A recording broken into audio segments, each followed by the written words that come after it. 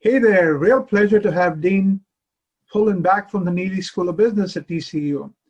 He was part of the series in April, and he's kindly agreed to come back and provide an update on what a wonderful, calm, peaceful summer he's had. Pretty tranquil. We'll have him describe some of the heroics. Dean, thank you for joining me again. You bet. Absolutely. Seriously, it must, I've heard you describe your connected campus. Why don't you spend some time describing how much effort it must have taken to move so quickly to online? Just describe the heroics you went through. Yeah, it's a really, the name is pretty apropos because I think one of the strengths, the legacy strengths of TCU has been our culture of connectivity and the civility with which we treat each other, and the spirit of togetherness as we advance our studies, our experience beyond the classroom for students, the way we interface and support and contribute to the communities in which we operate. And so this culture of connection has really been a hallmark of our past, and it's probably been a real strategic differentiator over the years as to our ability to answer the question, why TCU? And so when we were faced with a global crisis like the pandemic that required a different type of connectivity, and in this case, very much digitally enabled through remote learning and instructional continuity. Even though we had not done it before, and even though there was no, here's the top 10 steps to take in this sequence in this way, there's no guidance.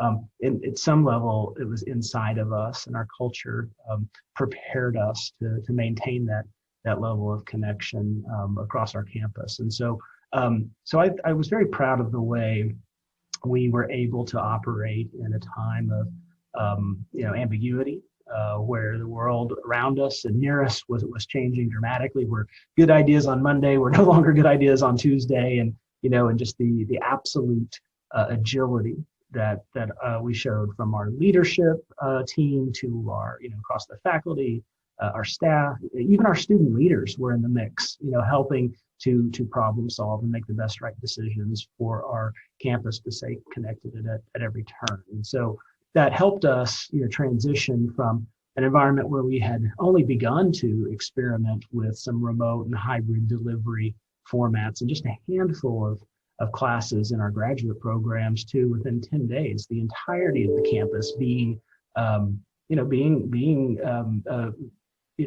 connected remotely and maintaining not only instructional continuity, but real quality in the way that we were able to continue our classes and the academic progression of our students. And so I think that culture of connection actually allowed us to maintain a connected campus throughout the balance of the spring semester. And then as we looked ahead into the summer months, we had an opportunity, I think, to really make important investments in ourselves to deepen that connected campus in preparation of a fall, which even still was and has proven to be a bit uncertain. But we're the only university that I'm aware of, there may be another one out there, but we've looked pretty far, that actually required 100% of our faculty to they themselves, including me, actually go back to school and learn how to teach again, to be retrained in best practices in remote and hybrid and mixed modality instruction. And then we didn't even stop there. We also required 100% of our faculty to redesign 100% of our courses, which to be able to be resilient and to flex into whatever the world was offering us, day by day. And what was really great about that was that now every single class, every single case study, every example of practical exercise, whatever it is that we're using to drive the educational process and outcomes, is now 100% current. So even though we have tremendous faculty that have been dedicated for years here, it's like having an all new team, completely retrained, fresh ideas, And I think the intellectual vitality of what's going on in our classrooms has really been lifted, even in the face of the challenge. And so when we say connected campus, we mean it, both figuratively in the way we treat each other and how we comport ourselves as a united culture, but also quite literally and tangibly, connected from a digital perspective. And so whatever the world brings, including what we've endured thus far here in the latter stages of the year 2020, I think we've turned these headwinds into the kind of winds of opportunity that ought to position us to be quite competitive as we look ahead and sort of change some opportunities for different marketplaces and ways that we can serve and educate the next generation of culturally competent, globally prepared business leaders. 10 days, wow. One of the other things you did, which to me was really impressive, was obviously many of your students had their internships and their job offers postponed or rescinded or whatever, right?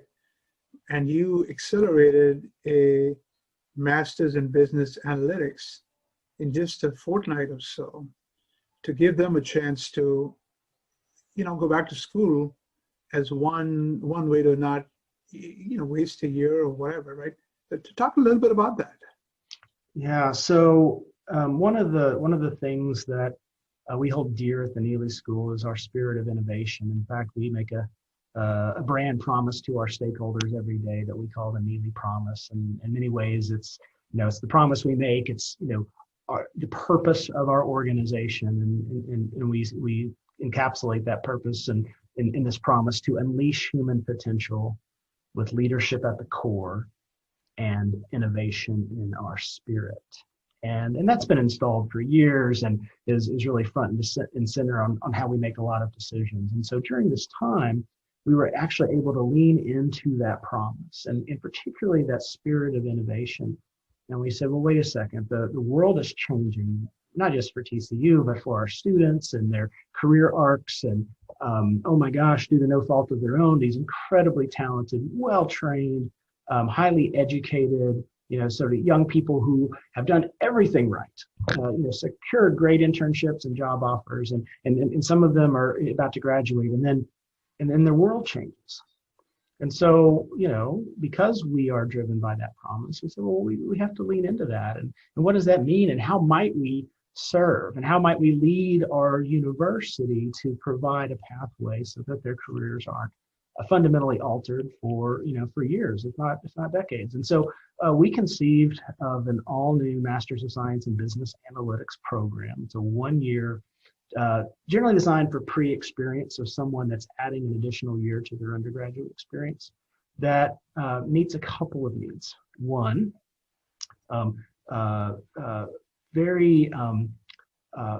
very clear and growing demand from the private sector for a workforce that has the facility to aggregate, analyze, and deploy insights using big data, machine learning, artificial intelligence, and really drive better decision making in businesses and what businesses mean to society. So we keep hearing from employers over and over, we need this, we want this, this is in short supply, and why aren't you doing this? And then at the same time, we looked at our students and go, oh my gosh, right? We have an opportunity to serve them in a way where they need it the most. And maybe if we do our job, they won't ever forget that. And we bridge them and upskill them in a way that makes them even more market relevant at a time when maybe the prospects for the type of difference they can make and the jobs they can receive is a little bit different. And so what we did is we took something that, as the crow flies in higher ed, which is not known necessarily for its pace in, installing new programs in different directions. We took a process that typically can take about 3 years, start to finish, from ideation to designing a curriculum, to getting it to the committees, to passing it and all the way. And we broke all the rules, and we launched this program and got it approved within 3 weeks. Whoa. And what that allowed us to do, and if you think of the timing, right, pandemic is, it hits, but it really kind of scales and is recognized mid-March. And sort of, a week into that, we got, oh my gosh, we've got to do something. So by mid-April, we've got a program. And then that left us until mid-May graduation, 4 weeks to market it and to make sure that, that what we had created was received and there was awareness and so on. But at the same time, because of the fiscal lockdown that not only TCU, but so many other organizations at that moment of uncertainty, like, spend no money because we don't know, right? So we had to return to our own internal expertise. We obviously have a great marketing communications group. We teach marketing, we teach social media marketing, we teach business analytics, and so we actually listened and galvanized some of the expertise that was in the school, and we were able to conduct a 4-week marketing campaign. Spent $0. We had a $0 marketing budget, and we're able to land a class of 55 students in an all-new program in a fast-moving marketplace when they needed it the most. And so if that isn't innovation in your spirit, if that's not walking, your talk or living or fulfilling your promise is what we like to say, then I don't know what is. And I'm just so proud, not only that program, but that I work at a place that can pull something like that off. It was very satisfying. And I talked to these students, and they are over the moon excited about the program, and obviously very grateful to have had that pathway open for them. Dean, this is something you will like. So I was in a session a week ago where we had heard Tom Peters, the famous management guru, sure, talk about it, basically beating up on business schools, saying, they are in the past, they need to do more social sciences, much more focus on people, culture, and so on, right?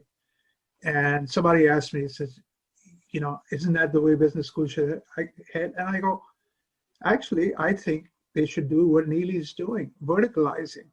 And I gave them the examples of your supply chain, your energy, and now your medical, your collaboration with medical. Because I think too many business schools are just horizontal. They teach marketing, they teach basic functions, but increasingly what the business community needs is industry knowledge in addition, industry specific applications. So I gave you a nice plug there. But tell us how you have, what's the reception been to each of these programs? Yeah, so we've been really heartened by the success of the programs, not only in their creation and the enrollments, which are growing across the board, by the way, even in a very volatile time. We've still been able to scale all of our programs essentially into the face of that. But I think why we've been able to is that we have worked arm in arm with industry. It's no secret that one of the great strengths of TCU and the Neeley School of Business is that we have a great town and gown relationship with the communities that we serve, including the business community here in Fort Worth and across the broader Fort Worth, Dallas Metroplex. And as a result of listening and convening conversations and paying attention to what's going on in the business community, what the needs are, we've been fortunate to have a culture that will support a market-driven approach to 21st century business education. And you don't have to, be a high-level mathematician to look at, percentage of GDP by various industries. You don't have to look very far to see the nature and quality of the Fortune 500 headquarters and some of the entrepreneurial ecosystem developments that are going on in some of these various verticals in the Fort Worth and Dallas area.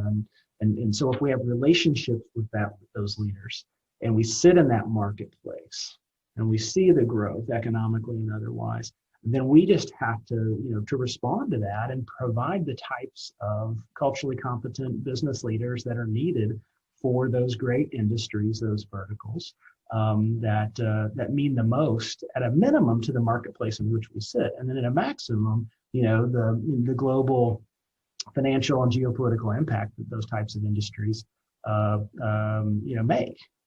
Energy, healthcare, obviously supply chain. I mean, who knew, a year ago, and not just politically, But from an intellectual perspective, that globalization would once again be something questioned. For 40 years it was assumed away as absolutely the correct business model, and global supply chains and moving to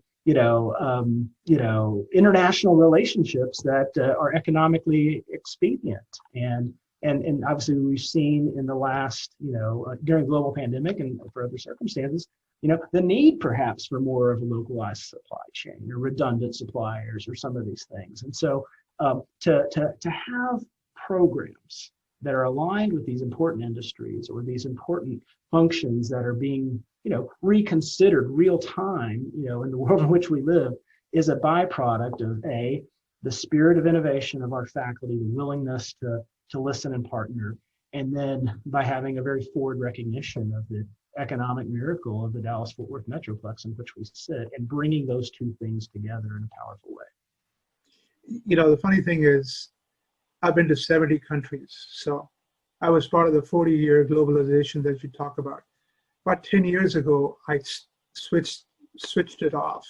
I started telling people the cost of doing business overseas, that the overheads you're not factoring enough. So I started cautioning them. And then when Trump became president, obviously he escalated it, but he did it in such a way that I don't think it necessarily resonated. But the pandemic has really resonated. So I think the wheels were turning, and now they're really speeding. So you're right. Especially the DFW area, those three verticals certainly make a lot of sense.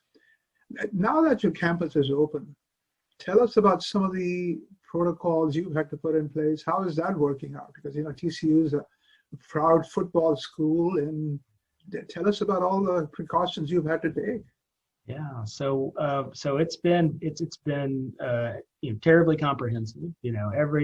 Everything that could be thought of, has been. We haven't thought of everything, but everything that was reasonable to put in place in and out of the classroom, including life outside the classroom, how we convene community for our students and for our alumni, and certainly keeping athletics as part of that cultural vibrancy is really important. I mean, certainly there's an economic dimension of that, but there's also an emotional dimension of that, and a cultural dimension to that really allows TCU to feel like TCU, again, both in and out of the classroom. And so, I've had a chance to, I'm teaching this fall, and I'm teaching in a mixed modality where I have, 53 students, and most of them are in class. Some of them are, coming in through a digital mechanism.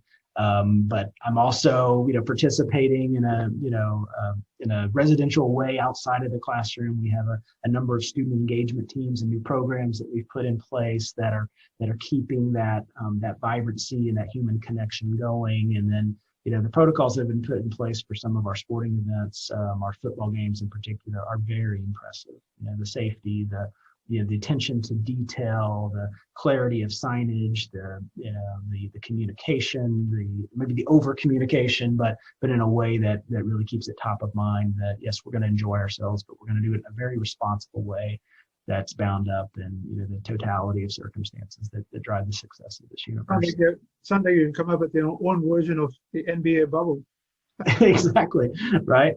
And and in some level, by having a focus on kind of wraparound experiences and student engagement beyond just the classroom, we don't want to give students a tremendous reason to leave campus or to leave a bubble environment. We want them to be able to live, work, and play and nurture their mind, body, and spirit in and around campus in a way that obviously ensures academic and professional progression, as well as their continued advancement into to adulthood, which should not be underestimated as part of particularly the undergraduate college experience. Now Texas had a summer spike just like we did in Florida, right? Yeah. How did DFW fare, and how did the campus fare? Was it a challenging time, or were you prepared? Yeah, it was. I mean, particularly at the outset of the semester, we're talking about a lot of folks, not just students, but faculty and staff who have for the most part, maintained, adherence to stay-at-home orders and those kinds of things in the early months of the pandemic.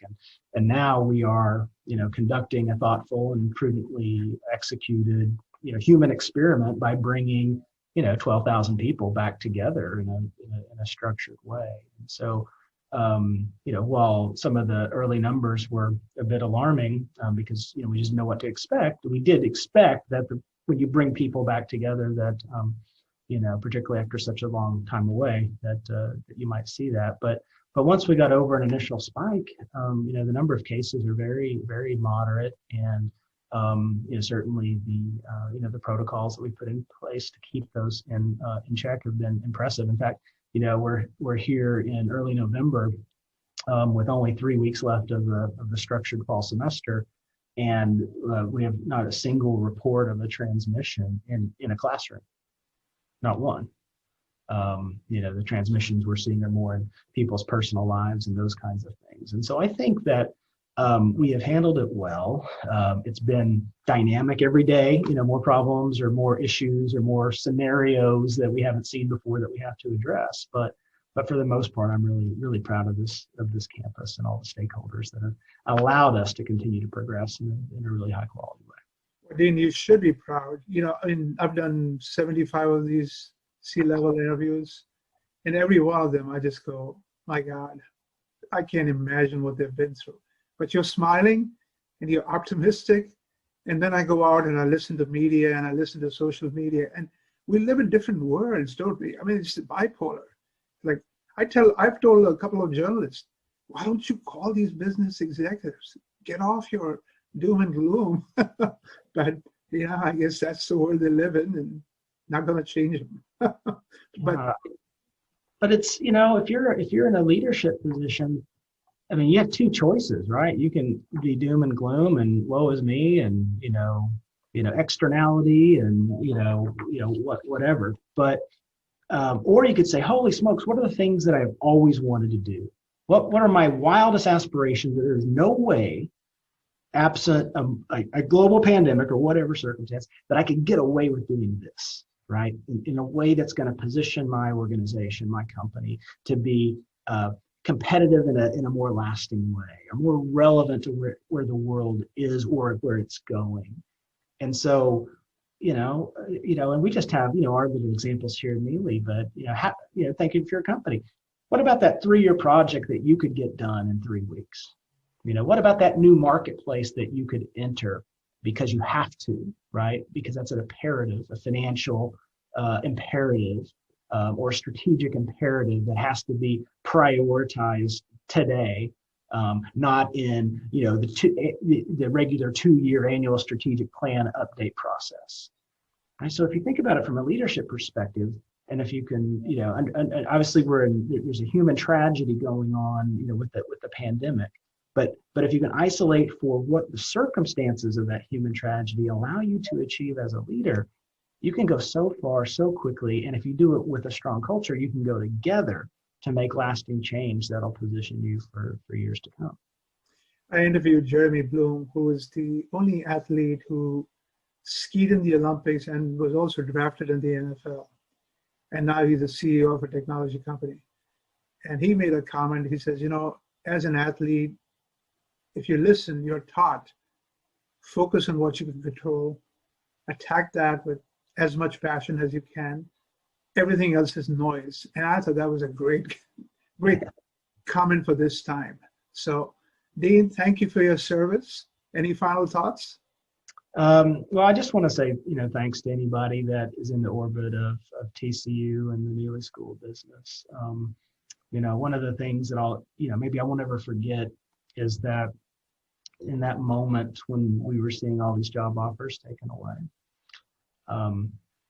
the power of the Horned Frog Network, alumni, corporate partners, and others, that when we needed help, they answered. And so one of the great things that I'll never forget, and I just want to issue just a huge thank you to the Horned Frog Nation, was by activating our alumni, our corporate partners, 150 of those jobs that were pulled from our students were brought back to life in a new form, maybe a different company, maybe a different industry, a different circumstance, but 150 horned frogs were saved by, the result of a really connected community, and folks that believe in investing in the next generation, and that actually allowed us to keep our year-over-year placement rates constant at 97% upon graduation, which is one of the top. Congratulations! That is amazing.